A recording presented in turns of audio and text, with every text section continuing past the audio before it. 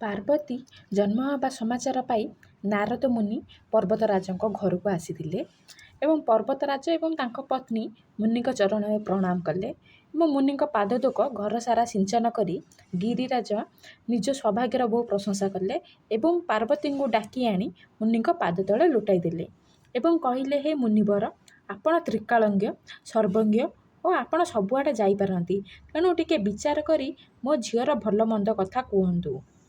ମୁନିବର ସହାସ ବଦନରେ ମୃଦୁ ମଧୁର ଗୁଡ଼ବାଣୀ ଶୁଣାଇଦେଲେ, ତୁମ ଝିଅଟି ସର୍ବଗୁଣ ସମ୍ପନ୍ନା।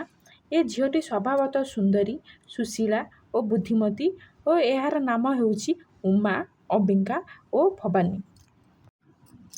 ହେ ଶୈଳରାଜ, ତୁମର ଏହି କନ୍ୟା ଅତି ସୁଲକ୍ଷଣୀ।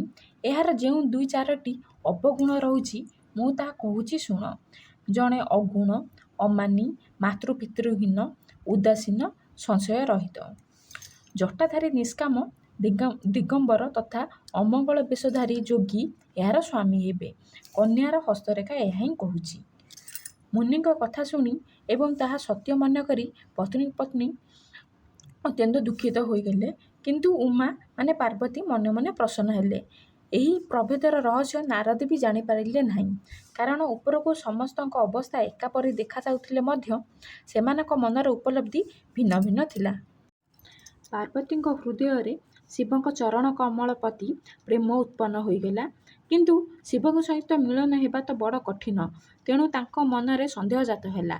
ଏହା ଉଚିତ ଅବସର ନୁହେଁ ଜାଣି ମନର ପ୍ରୀତି ମନରେ ଲୁଚାଇ ରଖି ସେ ଯାଇ ଜଣେ ସଖୀଙ୍କ କୋଳରେ ବସିପଡ଼ିଲେ। ଦେବର୍ଷିଙ୍କ ବାଣୀ ମିଥ୍ୟା ହୋଇ ନପାରେ ଜାଣି ହିମାଳୟ ତାଙ୍କ ପତ୍ନୀ ଓ ବୁଦ୍ଧିମତୀ ସଖୀଗଣ ଚିନ୍ତିତ ହୋଇପଡ଼ିଲେ। ଯାହା ହେଉ, କୌଣସି ପ୍ରକାରେ ଧୈର୍ଯ୍ୟ ଧରି ଗିରିରାଜ ହିମାଳୟ ମୁନିଙ୍କୁ ପଚାରିଲେ, ହେ ନାଥ, ବର୍ତ୍ତମାନ କି ଉପାୟ କରାଯିବ କୁହନ୍ତୁ। ମୁନିବର କହିଲେ, ହେ ହିମବନ୍ତ, ଶୁଣ, ବିଧାତା ଯାହା କପାଳରେ ଯାହା ଲେଖା ଦେଇଛନ୍ତି ତାହା ହିଁ ହେବ। ଦେବ, ଦାନବ, ନର, ନାଗ ତଥା ମୁନି କେହି ବି ତାହା ବଦଳାଇ ପାରିବେ ନାହିଁ। ତଥାପି ମୁଁ ଗୋଟିଏ ଉପାୟ କହୁଛି ଶୁଣ। ଯଦି ଦୈବ ସହାୟ ହୁଏ ତେବେ ସେହି ଉପାୟଟି ସଫଳ ହୋଇପାରେ।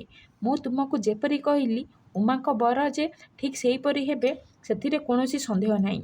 ବର ପାତ୍ରଙ୍କଠାରେ ଯେଉଁ ସବୁ ଦୋଷ ରହିବ ବୋଲି ମୁଁ କହିଲି, ସେସବୁ ମୋ ଅନୁମାନରେ ସେଗୁଡ଼ିକ ଶିବଙ୍କଠାରେ ରହିଛି। ପାର୍ବତୀ ବିବାହ ଯଦି ଶିବଙ୍କ ସାଥିରେ ହୋଇଯିବ ତେବେ ସେହି ଦୋଷଗୁଡ଼ିକ ସମସ୍ତେ ଗୁଣ ବୋଲି କହିବେ। ଶ୍ରୀହରି ଶେଷନାଗକୁ ନିଜର ଶଯ୍ୟା କରି ତାଙ୍କ ଉପରେ ଶୟନ କରୁଥିଲେ ବି ଜ୍ଞାନୀମାନେ ତାଙ୍କୁ ସେଥିପାଇଁ ଦୋଷ ଦିଅନ୍ତି ନାହିଁ। ସୂର୍ଯ୍ୟ ଓ ଅଗ୍ନି ଭଲ ମନ୍ଦ ନିର୍ବିଶେଷରେ ସକଳ ରସ ଭକ୍ଷଣ କରୁଥିଲେ ବି କେହି ତାଙ୍କୁ ସେଥିପାଇଁ ନିନ୍ଦା କରନ୍ତି ନାହିଁ। ଗଙ୍ଗା ନଦୀ ଭଲ ମନ୍ଦ ନିର୍ବିଶେଷରେ ସବୁ ପ୍ରକାର ଜଳ ବହନ କରୁଥିଲେ ବି କେହି ଗଙ୍ଗାକୁ ଅପବିତ୍ର ବୋଲି କହନ୍ତି ନାହିଁ।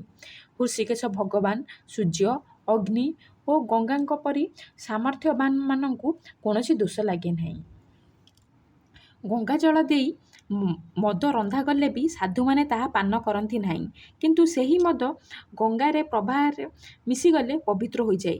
ଈଶ୍ୱର ଓ ଜୀବ ମଧ୍ୟରେ ଠିକ୍ ସେହିପରି ପ୍ରଭେଦ ରହିଛି। ତୁମ ଝିଅ ଯଦି ତପସ୍ୟା କରିବେ ତେବେ ତ୍ରିପୁରାରୀ ମହାଦେବ କପାଳ ଲିଖନକୁ ବି ଖଣ୍ଡନ କରିଦେବେ। ଜଗତରେ ଅନେକ ବରପାତ୍ର ଅଛନ୍ତି, କିନ୍ତୁ ତୁମ କନ୍ୟା ପାଇଁ ଶିବଙ୍କ ଛଡ଼ା କୌଣସି ଦ୍ୱିତୀୟ ବରପାତ୍ର ନାହିଁ। ଏତିକି କହି ନାରଦ ଶ୍ରୀହରିଙ୍କୁ ସ୍ମରଣ କରି ପାର୍ବତୀଙ୍କୁ ଆଶୀର୍ବାଦ କଲେ ଏବଂ ଏହା କହିଲେ, ହେ ଗିରିରାଜ, ତୁମେ ସଂଶୟ ତ୍ୟାଗ କର, ଏଥର ସବୁ କଲ୍ୟାଣ ହେବ। ଏହା କହି ମୁନିବର ବ୍ରହ୍ମଲୋକକୁ ଚାଲିଗଲେ। ପିତାମାତାଙ୍କୁ ନାନା ଭାବରେ ବୁଝାଇ ଅତ୍ୟନ୍ତ ଆନନ୍ଦର ସହିତ ପାର୍ବତୀ ତପସ୍ୟା କରିବାକୁ ଚାଲିଲେ। ତପସ୍ୟାର 1000 ବର୍ଷ ସେ ଫଳମୂଳ ଖାଇ ଜୀବନ ଧାରଣ କଲେ। ତାହାପରେ 100 ବର୍ଷ ସେ କେବଳ ଶାଗପତ୍ର ଖାଇ ରହିଲେ। ତାହାପରେ କିଛି କାଳ ସେ କେବଳ ଜଳବାୟୁ ସେବନ କରି ରହିଲେ। ପୁଣି କିଛି କାଳ କଠୋର ଉପବାସ କଲେ। ଗଛରୁ ଶୁଖି ତଳେ ଝଡ଼ି ପଡ଼ିଥିବା ବେଲପତ୍ର ଖାଇ 3000 ବର୍ଷ ବିତାଇଥିଲେ। ଶେଷରେ ସେ ଶୁଖିଲା ପତ୍ର ଖାଇବା ବି ଛାଡ଼ିଦେଲେ। ସେହିଦିନୁ ଉମାଙ୍କ ନାମ ଅପର୍ଣ୍ଣା, ଯେ ପର୍ଣ୍ଣ ଅର୍ଥାତ୍ ପତ୍ର ଖାଇବା ମଧ୍ୟ ଛାଡ଼ିଦେଲେ ହୋଇଗଲା। ତପସ୍ୟା କରି ଉମାଙ୍କ ଶରୀର ଶୀର୍ଣ୍ଣ ହୋଇଗଲା। ତାହା ଦେଖି ଆକାଶରୁ ଗମ୍ଭୀର ବ୍ରହ୍ମବାଣୀ ହେଲା, ହେ ଗିରିଜା, ଶୁଣ, ତୁମର ମନୋରଥ ପୂର୍ଣ୍ଣ ହୋଇଗଲା। ତୁମେ ଏଥର ଏହି କଠୋର ତପସ୍ୟା ତ୍ୟାଗ କର। ଏଥର ତୁମକୁ ତ୍ରିପୁରାରେ ମିଳିଯିବେ। ଯେଉଁଦିନୁ ସତୀ ଦେହତ୍ୟାଗ କରିଦେଲେ ସେହିଦିନୁ ଶିବଙ୍କ ମନରେ ବୈରାଗ୍ୟ ଆସିଗଲା। ସେ ସର୍ବଦା ରଘୁନାଥଙ୍କ ନାମ ଜପ କରିବାକୁ ଲାଗିଲେ ଏବଂ ବିଭିନ୍ନ ଆଡ଼େ ବୁଲି ବୁଲି ଶ୍ରୀରାମଙ୍କ ଗୁଣଗାଥା ଶୁଣିଲେ।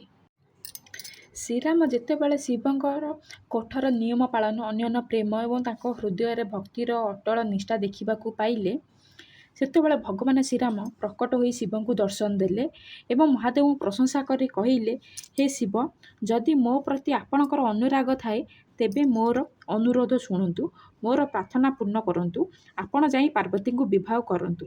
ଶିବ କହିଲେ, ଏହା ଉଚିତ ନୁହେଁ ସତ, ତଥାପି ପ୍ରଭୁଙ୍କର ବାକ୍ୟର ଅନଥାଚରଣ କରାଯାଇ ନପାରେ। ଆପଣଙ୍କ ଆଜ୍ଞା ଶିରୋଧାର୍ଯ୍ୟ କରି ତାହା ପାଳନ କରିବା ହିଁ ମୋର ପରମ ଧର୍ମ। ଏତିକି କହିଦେଇ ଶ୍ରୀରାମ ଅନ୍ତର୍ଦ୍ଧାନ ହୋଇଗଲେ। ଶ୍ରୀରାମଙ୍କର ସେହି ମୂର୍ତ୍ତିକୁ ଶିବ ଧ୍ୟାନ କରୁଛନ୍ତି। ଏତିକିବେଳେ ସପ୍ତର୍ଷି ଆସି ଶିବଙ୍କ ପାଖରେ ପହଞ୍ଚିଗଲେ। ଅତ୍ୟନ୍ତ ମଧୁର କଣ୍ଠରେ ଶିବ ସେମାନଙ୍କୁ କହିଲେ, ଆପଣମାନେ ପାର୍ବତୀଙ୍କ ନିକଟକୁ ଯାଇ ତାଙ୍କ ପ୍ରେମ ପରୀକ୍ଷା କରନ୍ତୁ। ତାପରେ ତାଙ୍କ ପିତାଙ୍କୁ ହିମାଳୟଙ୍କୁ କହି ତାଙ୍କୁ ଘରକୁ ପଠାଇବାର ବ୍ୟବସ୍ଥା କରନ୍ତୁ ଏବଂ ସେମାନଙ୍କର ମନର ସଂଶୟ ଦୂର କରନ୍ତୁ। ତାପରେ ସପ୍ତର୍ଷି ଋଷି ଯାଇକି ପାର୍ବତୀଙ୍କ ପ୍ରେମ ପରୀକ୍ଷା କରିଥିଲେ। ଶିବଙ୍କ ପ୍ରତି ପାର୍ବତୀଙ୍କର ଏପରି ଅତୁଟ ପ୍ରେମ ଦେଖି ଜ୍ଞାନୀ ମୁନିମାନେ କହିଲେ, ହେ ଜଗଦମ୍ବେ, ହେ ଭବାନୀ, ଆପଣଙ୍କର ଜୟ ହେଉ, ଜୟ ହେଉ। ଆପଣ ମହାମାୟା ଏବଂ ଶିବ ହେଉଛନ୍ତି ସାକ୍ଷାତ ଭଗବାନ। ଆପଣ ଦୁହେଁ ହେଉଛନ୍ତି ଜଗତର ମାତା ପିତା। ଏପରି କହି ପାର୍ବତୀଙ୍କ ପାଦରେ ପ୍ରଣାମ କରି ମୁନିମାନେ ବିଦାୟ ନେଲେ। ସେମାନଙ୍କର ଦେହ ବାରମ୍ବାର ରୋମାଞ୍ଚିତ ହେବାକୁ ଲାଗିଲା। ମୁନିମାନେ ଯାଇ ହିମବନ୍ତକୁ ପାର୍ବତୀଙ୍କ ନିକଟକୁ ପଠାଇଲେ ଏବଂ ହିମବନ୍ତ ଆସି ଅନୁନୟ ବିନୟ କରି ଗିରିଜାଙ୍କୁ ଘରକୁ ଫେରାଇ ନେଲେ। ତାପରେ ସେହି ସପ୍ତର୍ଷି ଶିବଙ୍କ ନିକଟକୁ ଯାଇ ପାର୍ବତୀଙ୍କର ସକଳ ବୃତ୍ତାନ୍ତ ଶୁଣାଇ ଦେଲେ। ପରେ ପାର୍ବତୀଙ୍କର ପ୍ରେମ ନିଷ୍ଠା ଶୁଣି ଶିବ ଆନନ୍ଦମଗ୍ନ ହୋଇଥିଲେ ଓ ପରେ ଶିବ ପାର୍ବତୀଙ୍କର ବିବାହ ହୋଇଥିଲା। ରହୁଛି, ଧନ୍ୟବାଦ।